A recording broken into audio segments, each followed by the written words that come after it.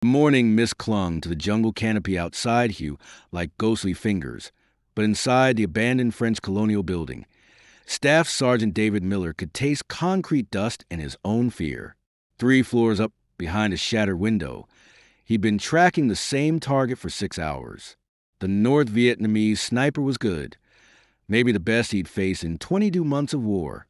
One shot, one chance. That's all either of them would get. But when the F-105 Thunder Chief screamed overhead and the building started collapsing around them, Miller realized their deadly game of cat and mouse had just become a fight for survival that would require the impossible, trusting the enemy who'd been trying to kill him all morning. Before we dive into this incredible story of survival against all odds, I want to know, where are you watching from today? And have you ever had to work with someone you considered an enemy? Drop your thoughts in the comments because this story will challenge everything you think you know about warfare and humanity. The bullet had missed Miller's head by 2 inches, shattering brick where his face had been a heartbeat before. He rolled left, pressed against the interior wall, and tried to control his breathing. The Vietnamese sniper, whoever he was, had patience that matched his skill. Miller had been stalking him through this maze of bombed-out buildings since dawn, each man hunting the other through collapsed walls and rubble-strewn corridors. Miller adjusted his scope and peered through a crack in the masonry. Movement, 3rd floor, east window. A shadow that shouldn't be there. He steadied his M14 rifle. Finger finding the trigger's sweet spot his drill instructor had beaten into him at Paris Island. The crosshairs settled on what might be a shoulder, might be debris. The shot never came. Instead, the building shook as if God himself had grabbed it by the foundation and given a violent shake. Plaster rained from the ceiling, and somewhere above him, steel screamed against concrete. The F-105s had found their target. Unfortunately, it was the same building Miller was hunting in. Through the dust and chaos, he heard something that made his blood freeze. The sound of the upper floors pancaking down toward him. The old French architecture, already weakened by months of artillery bombardment, was giving up the ghost. Miller had maybe 90 seconds before this entire structure became his tomb.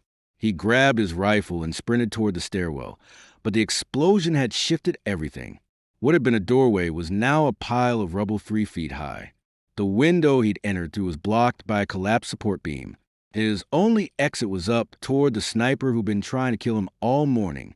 That's when he heard the voice, speaking English with a slight accent. American, the stairs are blocked on my level 2. Miller froze, rifle ready. The Vietnamese sniper was maybe 20 feet above him, trapped in the same concrete coffin. Another tremor shook the building, and more debris crashed down between them, creating a deadly rain of concrete chunks and twisted rebar. You speak English, Miller called back, keeping his weapon trained on the ceiling where dust was filtering down like snow. Sorbonne University, Paris. Before the war, came the reply, listen carefully, American. I count maybe 2 minutes before this building finishes falling down. The west stairwell might still be intact, but I cannot reach it alone. Too much debris blocking the way. Miller's mind raced through options. Every instinct screamed that this was a trap, but the building's groans were getting louder, more urgent. Through a gap in the floor above, he could see afternoon sky where the roof used to be. Chunks of concrete were falling with increasing frequency. What's your name? Miller shouted over the sound of crumbling masonry. Tran. Yours. Miller. A pause as both men processed this strange moment of introduction.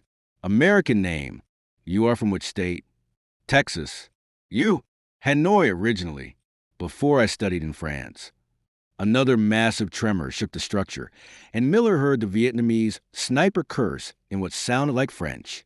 A chunk of concrete the size of a washing machine crashed down 15 feet away, creating a new hole to the floor below and sending up a cloud of choking dust. Miller, Tran called out, urgency replacing the earlier calm in his voice. I have climbing rope. You appear to have upper body strength from your movement patterns. We can reach the west stairwell if we work together, but we must move now. And then what? You shoot me once we're outside. Perhaps.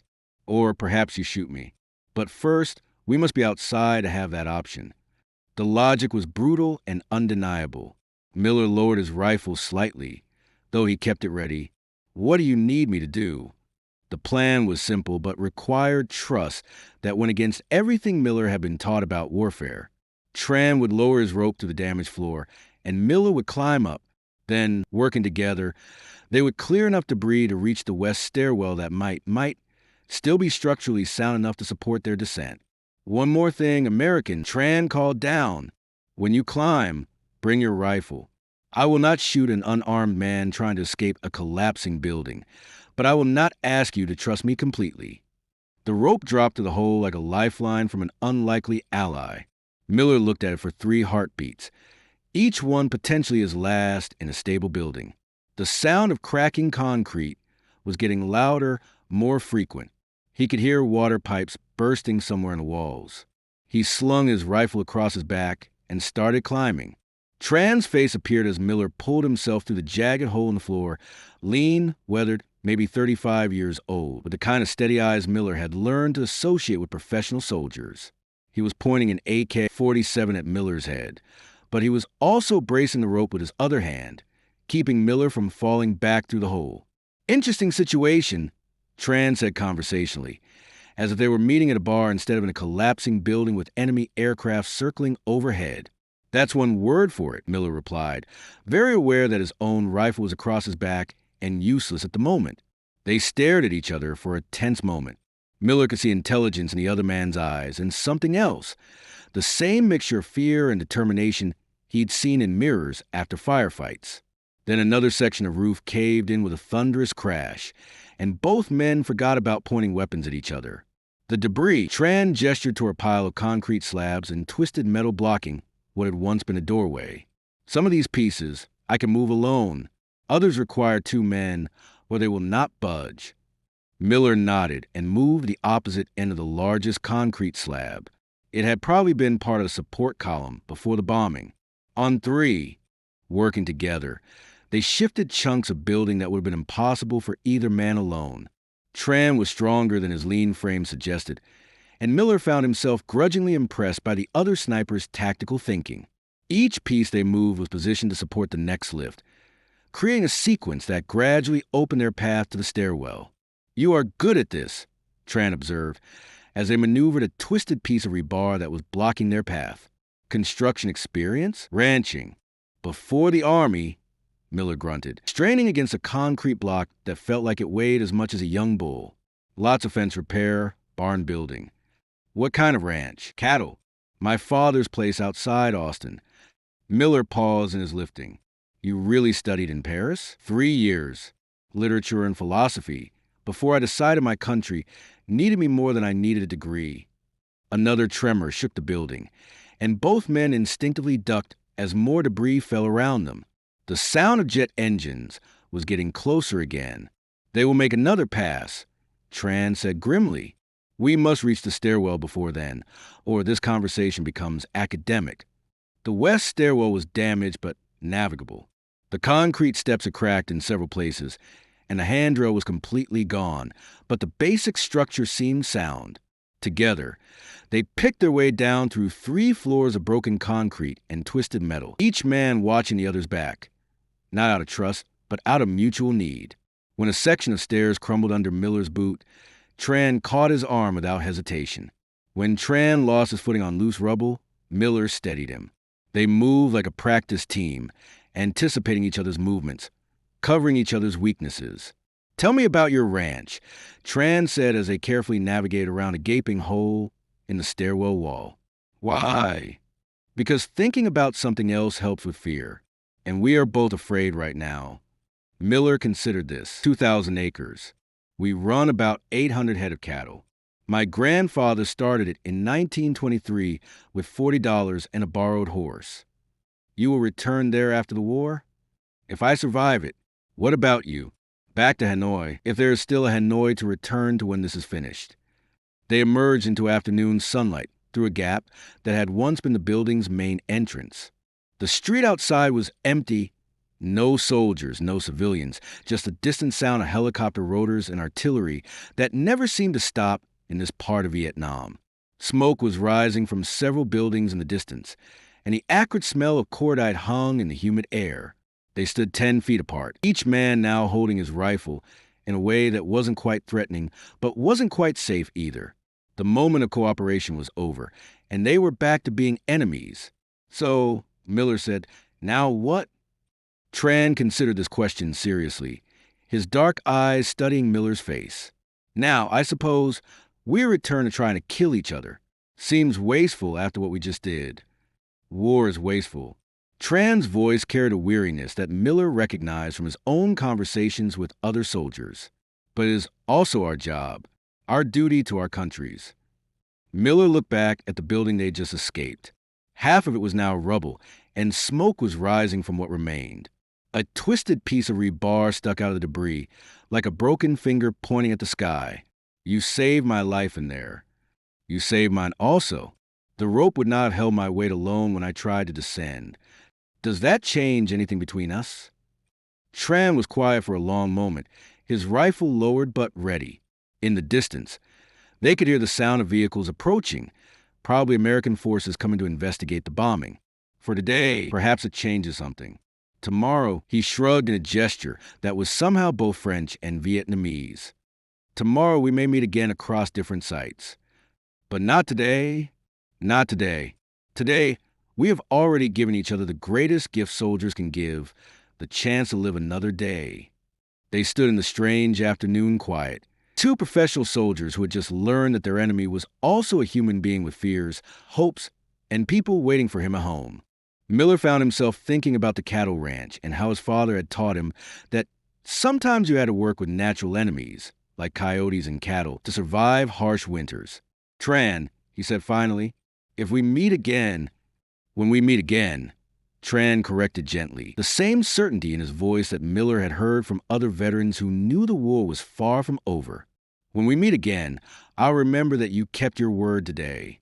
And I will remember that you trusted a stranger with your life when you had every reason not to."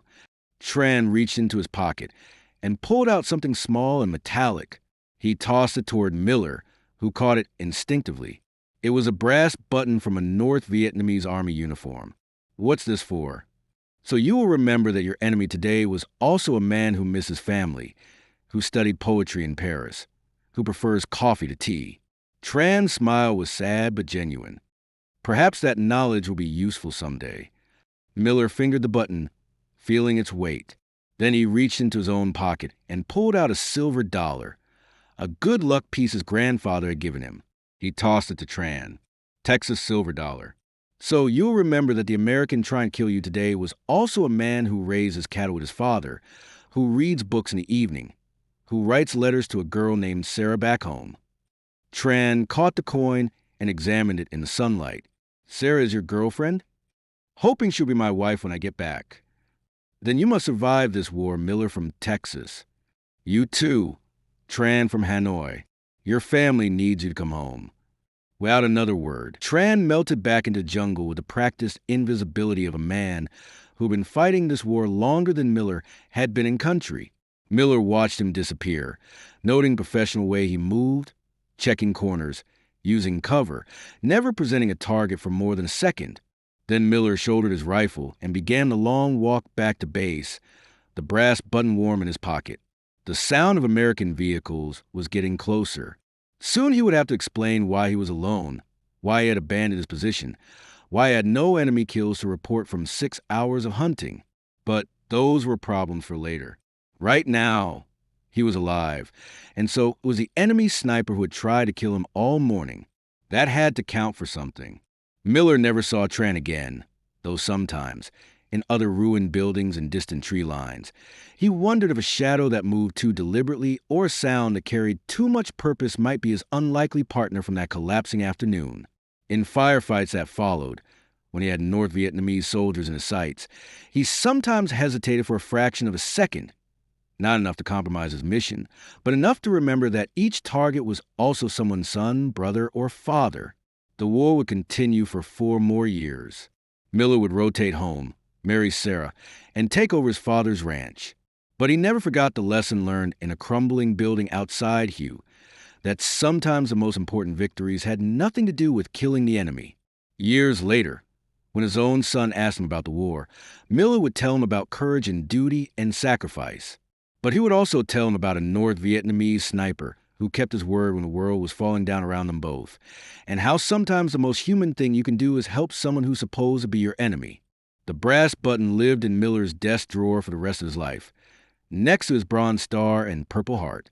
He never showed it to anyone, but sometimes, during the quiet evenings on the ranch, he would hold it and wonder what had happened to Tran from Hanoi, whether he had made it home to his family, whether he had kept the silver dollar, whether he sometimes thought about the day when two snipers chose survival over certainty. Some lessons Miller learned that day are bigger than war.